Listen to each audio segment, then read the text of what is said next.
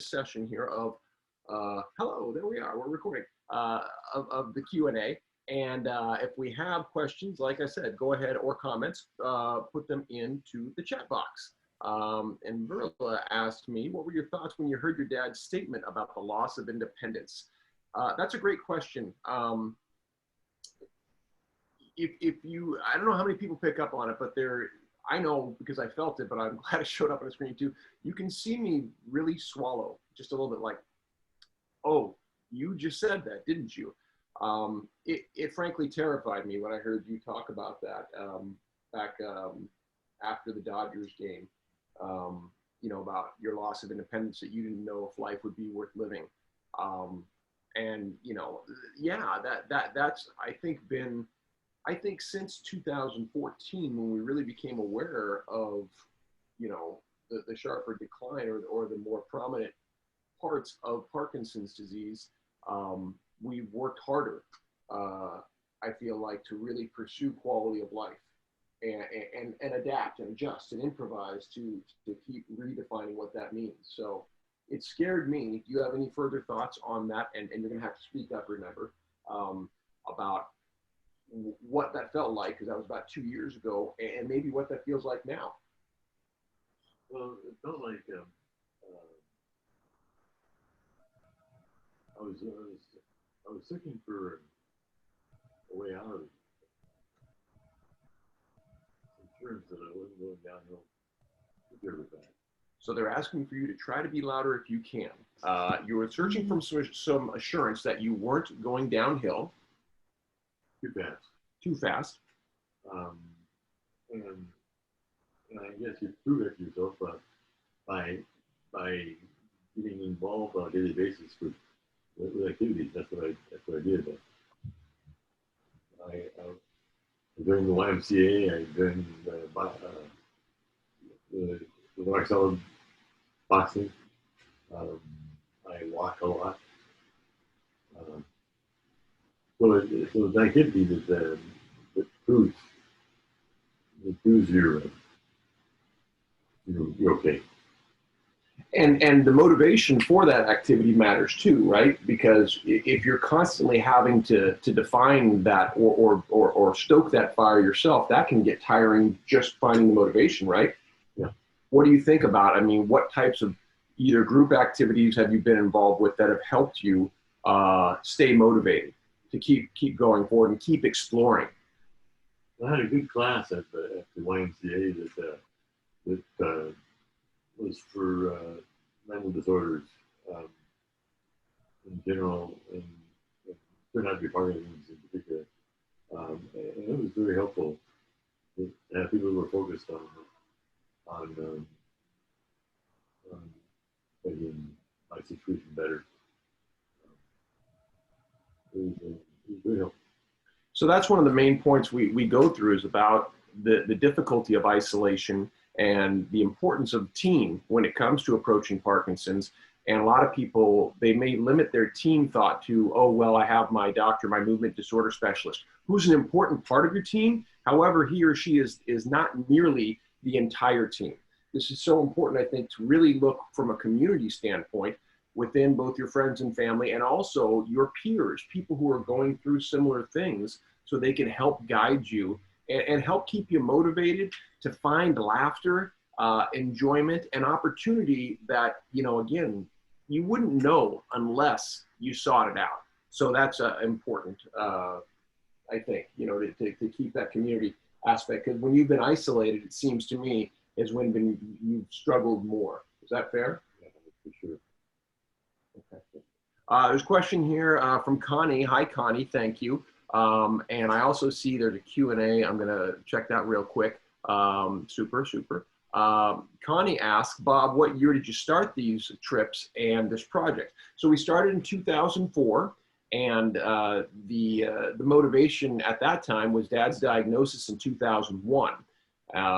Mom was diagnosed with breast cancer 2 weeks before Dad, so she really got the energy first because her issue was very pressing, and thankfully she is a survivor. And you know, once her, you know, she was in remission, Dad and I were able to start looking at what we wanted to do. And I watched Field of Dreams, rewatched, and bawled my eyes out and said, Dad, that's not happening to us. We're going to do our thing, because we had promised each other that we were going to go to all 30. Dad started that idea back in 1990. We went to a couple ballparks, 4 in the summer of 1990, and then 3 more in the summer of 91. And then life got busy. So 2004, we had the right motivation. There wasn't like anything else lined up. We just kind of forced it. Yeah, we said we're going to do it because we have to, and we did. And again, doors opened up to us because we said we're going to jump. We're going to have faith in this thing that we're doing something good, and very much was supposed to be a one-off because everyone thought the cure in 10 years. You know, that was very much the rally cry, and sadly, as we know, that hasn't happened. So that's what led to the second film, which was out in 2014. So thank you for that, Connie. I see that, Dan, are you looking forward to making another film, a 4th one, which would be ostensibly third base as we make our way around the diamond? Yeah, I am. I'm really surprised at how much I enjoyed the last one. Working with Giuseppe is a joy, and now we're getting Francesca involved. Be more involved in the next segment. So I'm very looking forward to it. It's a key thing in 2014 at the beginning of Second Base. And by the way, those films are available if you go to bosmovie.com if you'd like to see the original Boys of Summer or Second Base. But at the beginning of Second Base, I asked Dad, because he was a relatively new grandfather at that point, what that meant. And he, you know, in scope of talking about Parkinson's, said, well, I hope I'm around long enough to see them grow up. And I think everybody needs resilience, right? We need grit, something to fight for. They do such a good job of talking about that explicitly in Rocksteady Boxing. And so that's an anchor thing, you know, his relationship with his grandkids and seeing the magic of them growing up. So yeah, and I know this was our first time watching this together. It was fun to watch my dad smile at the moments of interaction with his grandkids, with my kids. Those are things that keep us young, that, you know, that remind us of the importance of why we do what we do, right? Yeah. Keep up the fight. That's great. Super. Can I make a couple comments there? Perla, go ahead. One, Dan, I want to say, way to track down that pitch and make the successful catch. That was admirable. You had to work for it, so loved it. And oh my goodness, my other thought just flew out of my head. It'll come back to me. I'll interrupt again. Please do. Come on back. Yeah, anytime. No, that was great. I really appreciate it. I see, will there be another Boys of Summer from Yvonne? You know, that's the plan. So the plan is 5 films. We've had, you know, the original, which is ostensibly First Base. Second Base, 2014, this is Shortstop. Third Base would be next, yes. The when and where of that, a little bit unknown. I am currently involved in a PhD program at UNLV studying the effect of improvisation on Parkinson's, and that's grown to a couple of things.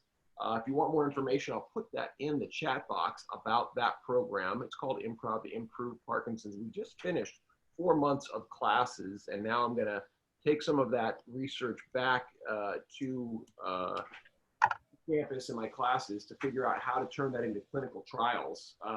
So we're doing that, and we also have a program called Day One PD Superheroes, which Dr. Mari from the Cleveland Clinic is going to be working with me on. I'm very excited about that.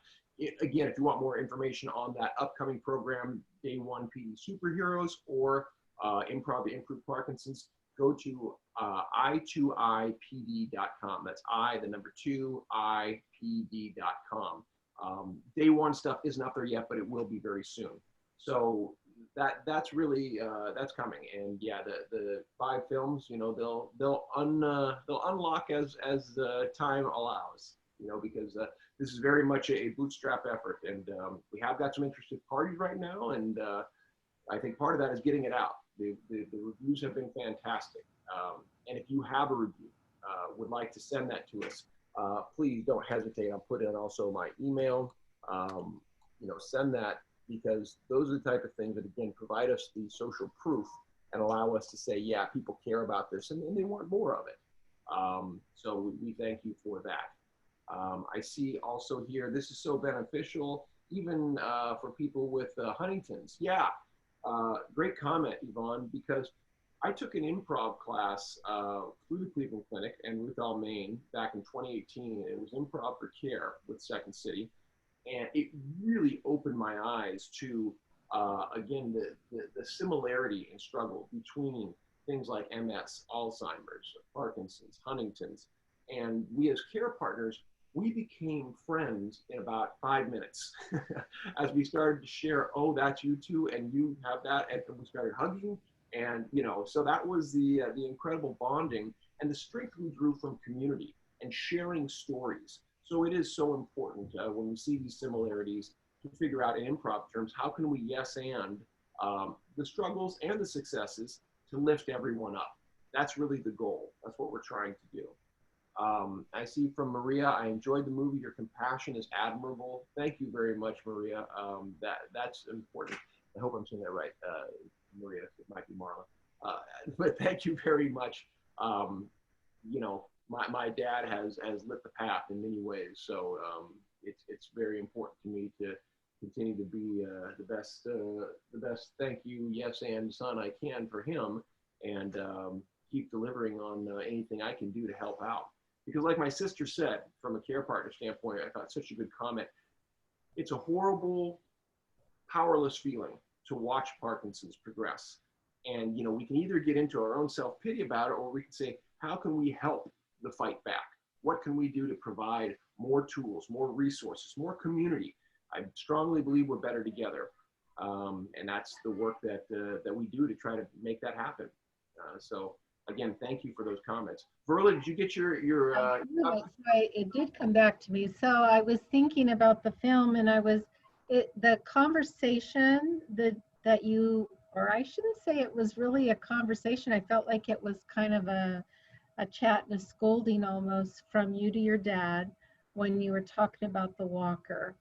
And then fast forward, and I think that must have been hard for you, Robert, but also for you, Dan, to hear those words coming from your son. And then fast forward down the road, I saw that you got more comfortable with the walker and realized that it helped you preserve your independence. What are your feelings about the walker now? Do you use it much? Do you use it all the time? At home, out and about? Tell me about that. I use it all the time, right? I actually go from room to room with a 7 bulb, and I have a walker any time, so that I switch off when I take that step. But it gives me the independence that I want. I've fallen very, very rarely when I'm using the walker. That's the biggest concern I have. Yeah. So I'm very comfortable with it. And I like to add that he does his walks. He does neighborhood walks with the walker. So he's out getting some activity, as we know the difficulty for everyone with the COVID situation. The YMCA isn't open. Rocksteady isn't open. So how to get activity? As you said, Verla, and I think rightly so. There is Zoom burnout. We know that people can have these meetings, and they're all a wonderful thing to have as a technology, and yet we miss our tangible experiences. So taking a walk is a tangible experience, and he's doing a great job with the walker out in the community. For me, like you said, yes, it was difficult. Being the adult child at this point is an evolution of our relationship. Going back to the first film, we talked about that passing of the torch, because Dad had always planned trips, including these baseball ones, and handled everything. And in the first film, expressly, I said, Dad, I'm handling this. I'm going to take care of this. And he had faith in me to allow me to do that. And I'm sure part of that was difficult, even giving up that control. And yet he was very gracious in allowing me to struggle through that and eventually make the trip happen. In this case, I think we've developed enough of a relationship, especially since the work we've done with Boys of Summer and spending that time together to be able to say what needs to be said, even when it's not fun or comfortable. And, you know, we continue to, I think, search for, you know, the most compassionate, empathetic, respectful way of doing that, because I never want to take away my dad's dignity or his ability to do things for himself when he can. You know, everybody, life is going to take things away. Parkinson's is a way of taking them away a little quicker. So we have to just be aware and then ready to improvise. And I'm pitching my own product, but that's why improv is so important in the caretaking and awareness part of this, because day to day, you have to be ready for what those days' challenges are and figure out a way to say, yes, this is what's going on today, and here's how I'm going to empower myself to do better with it. Dan, would you say it's important to use as many tools that you have at hand as possible? Have you found that beneficial to you? Well, the tools have been, other than the walker, I haven't found anything that's stuck. How about mental tools, you know, either philosophically or things that help you? Because, you know, Dad was a big fan of, the guy who kind of got me interested in kinesiology. He was a big runner, and he would talk a lot about process, a big athlete, really, golfing, tennis. He was very interested in the mental side of the game, still is. But preparing for that, has there been anything in that regard? If hijacking or yes-anding Berla's question a little bit, there's the physical tools, yes. What about the mental tools that get you in place? I suppose so. I'm not sure. Yeah. Not sure. That's Well, fair. I saw you use the tool of Rocksteady Boxing. I see you using the tool of walking now, since you cannot do Rocksteady. I see you using the tool of family time and being together. I saw you use the tool of saying yes to Robert and saying, okay, I'll do another film. So I feel like if you can say yes as often as possible, does that help you manage your disease? That's 2 for 2, yes and yes.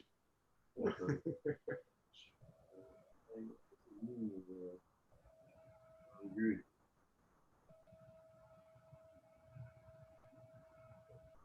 I think the way you positioned that was very nice there, Verla, and Dad, you correct me on this if you think otherwise, but a lot of times bringing awareness to your process is somewhere where our relationship and the relationship with Chris has really helped, to help reflect and help you say yes to things that can add quality of life, that, you know, as Verla says, family in that sense, leaning a little bit and listening, because a lot of people have family that they don't listen to. The fact that you're willing to listen and try things that Chris and I apply, and other members of the family, that you see where that helps? Yeah, definitely. I have to ask, fellas, did you eat the spicy Mexican worm or did you only make Giuseppe? Did you eat it? I can 99% confirm that he did not. I know I didn't. I can 100% say that.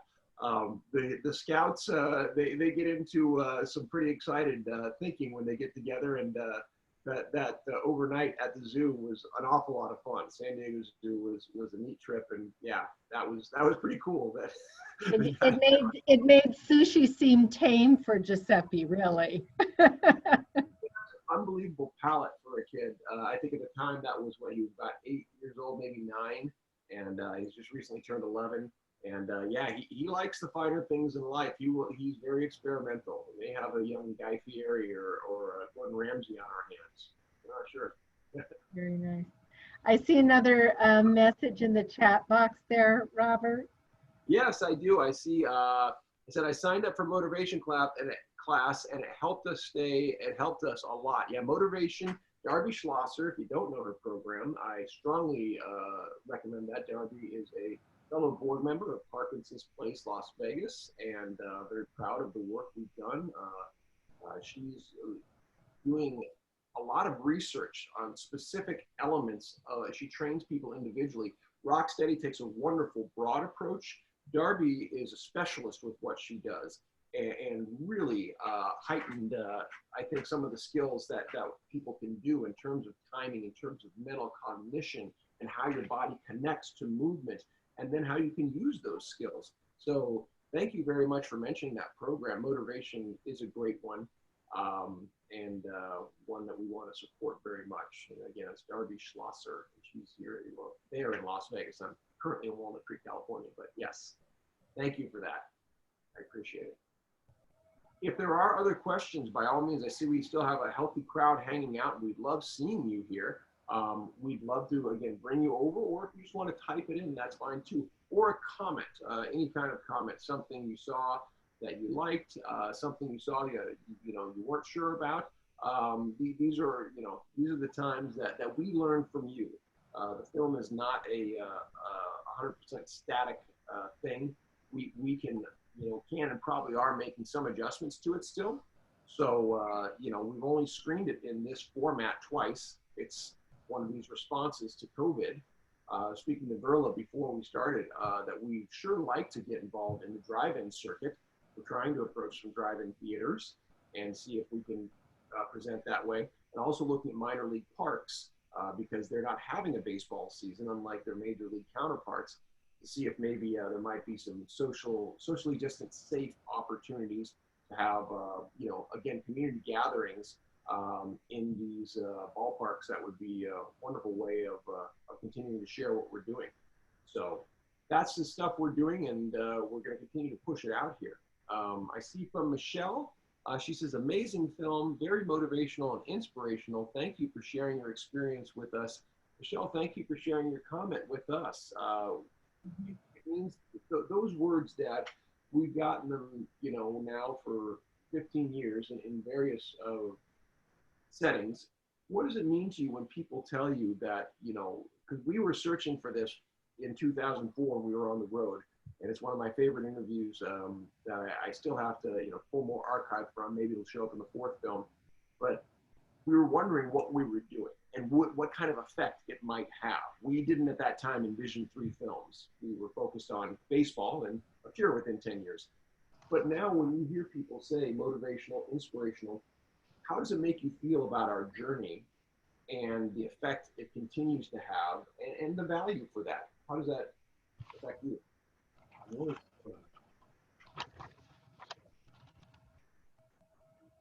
So, I'm sorry.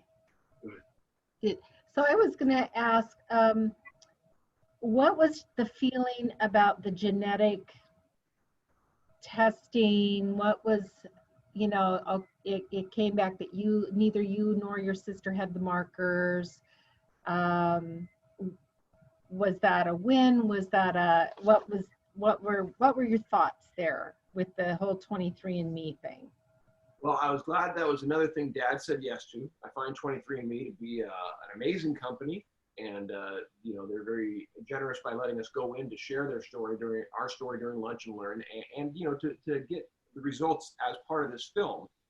They're doing a lot of research hand in hand with the Michael J. Fox Foundation about the genetic side, which is, it's largely unknown, but the potential there is huge. As people do look for the cure, they're looking to unlock secrets of what's going on inside of us. That's fantastic. That's a fantastic place to look, and I believe very strongly in their mission. So for me, yeah, it was a relief not to have the markers. That, as with all science, what I think helps us to understand is that it's never 100% one way or another. Right. Laying the best odds toward information and then going forward with best practices.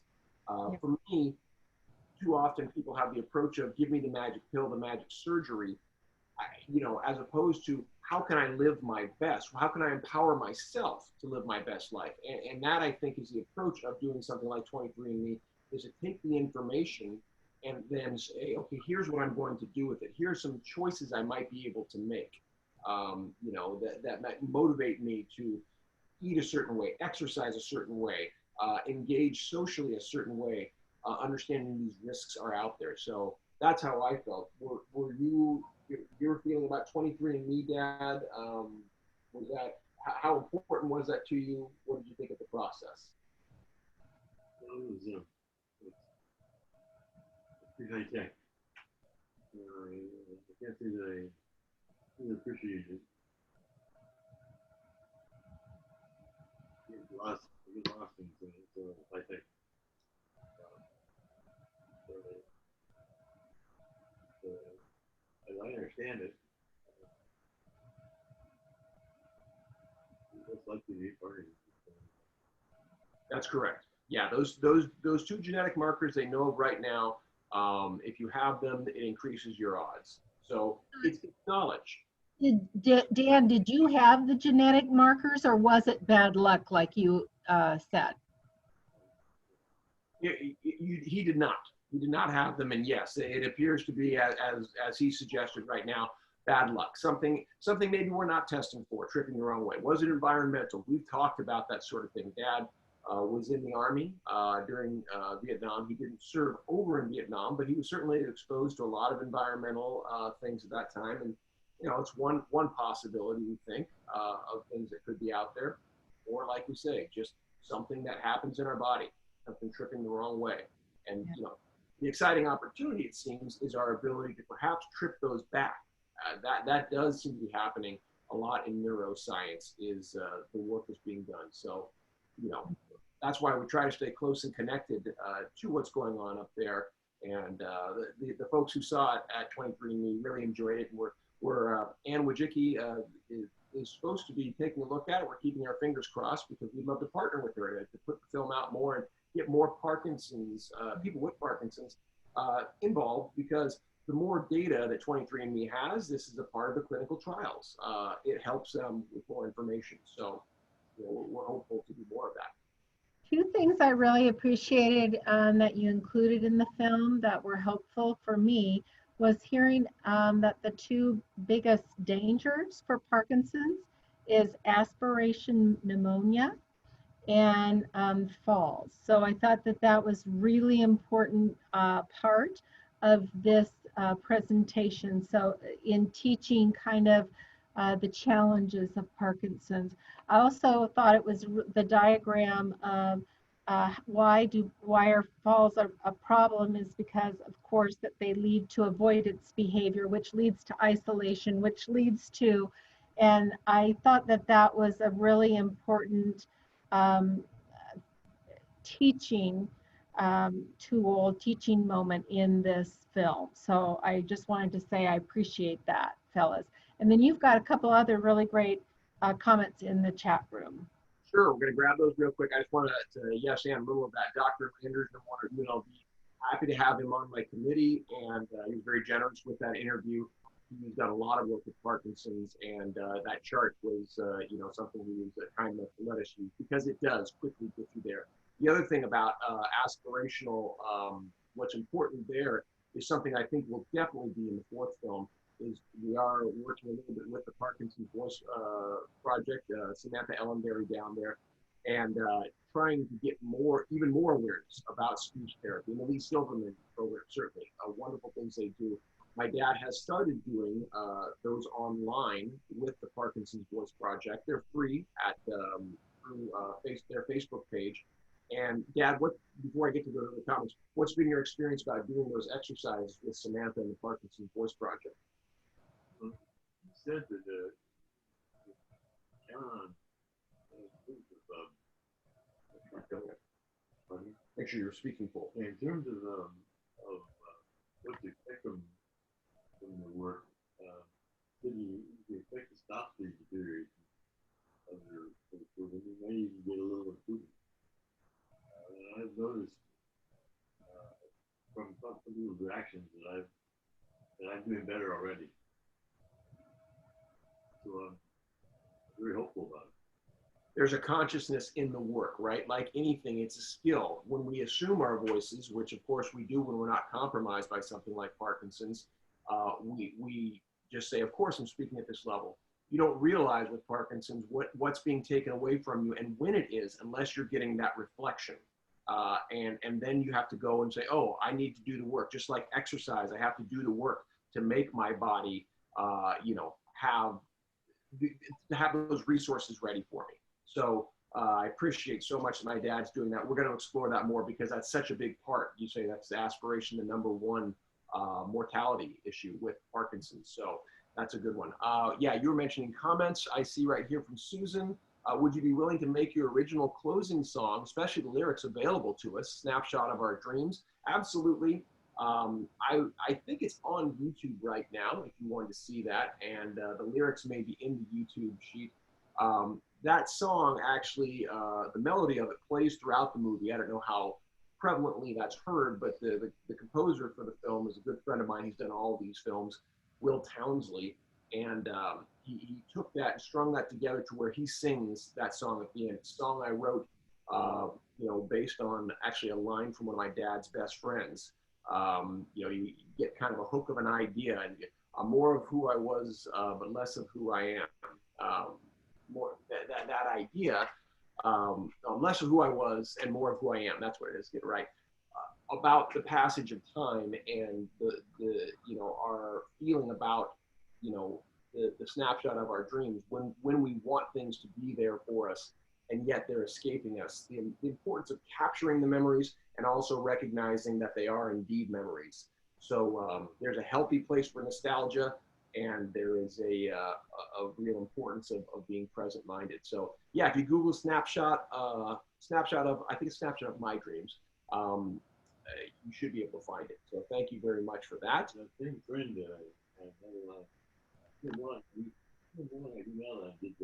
I feel like more like I do now than I did then. Yeah, Don Otter, very, very good family friend. A poet who didn't know it. Yeah. Yeah. So from Jerry, I see loving family and being pushed by people who love you is a great path for finding a way to say yes.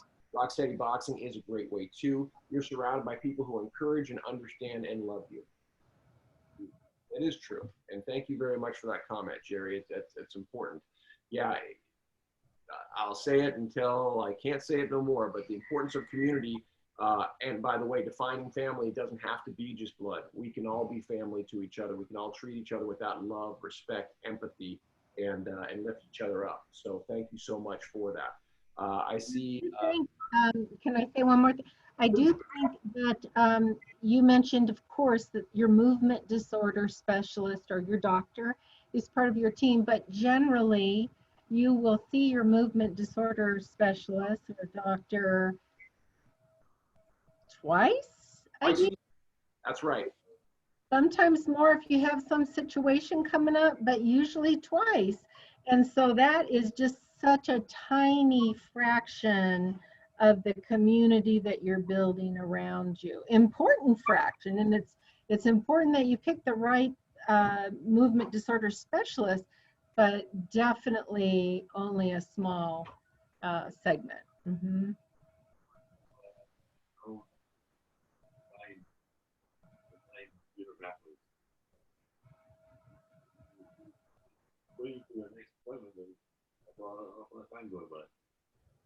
I think that's huge. What both of you just said. We had a friend in the last screening who told us she had an uncle who basically took the pills and said, "Leave me alone," and he went rather quickly and not very well. That can happen with isolation. That can happen if you don't engage in the process. And on the other side, here's Dad 20 years into his diagnosis. It's not that it's always easy or pretty, but he's fighting. And we're finding ways to do things that I think surprise us. You have to be reminded of what is possible, and the only way to do that is to keep engaged.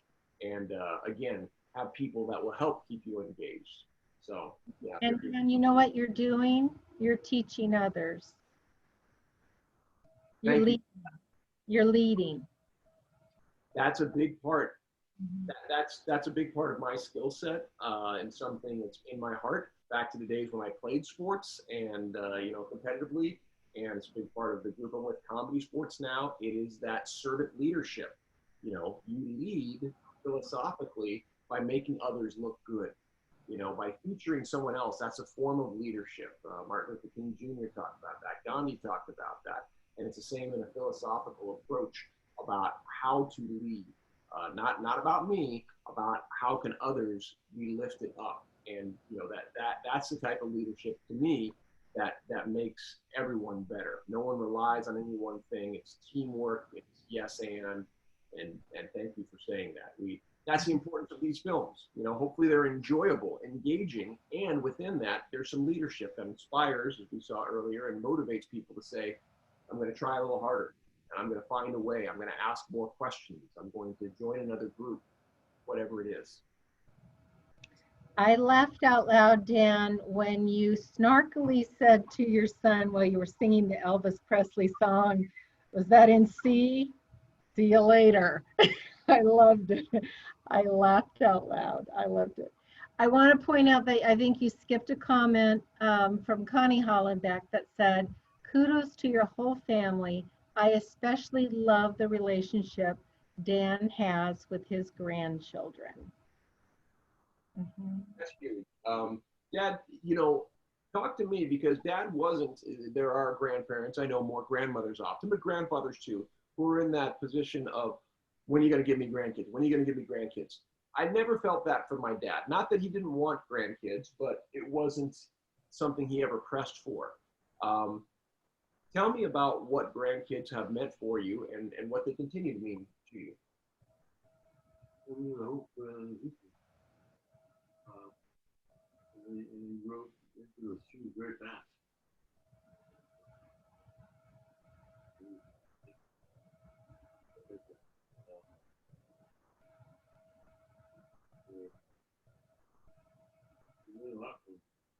What specifically do you learn from them, you think? Imagination, Good one. laughter, Yes. maybe. Things to eat. The eating competition. Yeah, you've always had a childlike spirit, and it seems that you give yourself permission to allow more of that to come out around the kids. It's easier. Yeah, yeah, it's good stuff. I see. Make sure I don't miss anything. Okay. Thanks for coloring that in. Yes, Susan is one of our Improv to Improve members, and she knows some of the terminology. We talk about coloring things in when you ask a question, and then give more detail. Thank you, Susan. And from very informative and heartwarming. Again, thank you for that. Those are the comments that again drive us forward. If this is something you'd like to see more of, please feel free to email me. Let your friends know to email. We want to do more of these screenings. We'd love to hold them in as many communities as would like to have them. I know there's a challenge right now with having fundraisers. We'd like to use, help various Parkinson's foundations or other groups that would think that this might help them to draw people in. Can we use this as a fundraiser? Absolutely. Let's talk about that. How can we, give some motivation, some love, some, inspiration to your community, and via a little bit of entertainment. And Dad and I are really happy to do these Q&As too, that help out. We hope they do. Well, I think that's about it, unless there's any other questions, because, again, we thank you all for hanging in there and going through our original little tech errors, but we're here. We made it through. We appreciate everyone being here. And please, again, check in with us online at bosmovie.com. I'll just put that there because that is the official site of the films, where you can see the first two films. If you haven't seen those yet, they are available for either purchase or for rental there. And, it'll color in more of where we've been in this journey. and we'd love to continue sharing, especially if it's doing what we always hoped it would, which is add some motivation, add some inspiration, and some information to your lives. So thank you for giving us, Verla, this, and thank you to Medtronic for supporting this continually so that people understand what we're doing and can enjoy a few laughs. Oh, it was my pleasure. Anything we can do to promote more understanding. Mm-hmm. Yeah. Anything you want to say, Dad, before we head out? See you later. Yeah, see you later. All right. Have a wonderful day, everyone. We'll feel free to reach out, and we'll talk to you all soon. All right. Thank you. Take care. Bye now.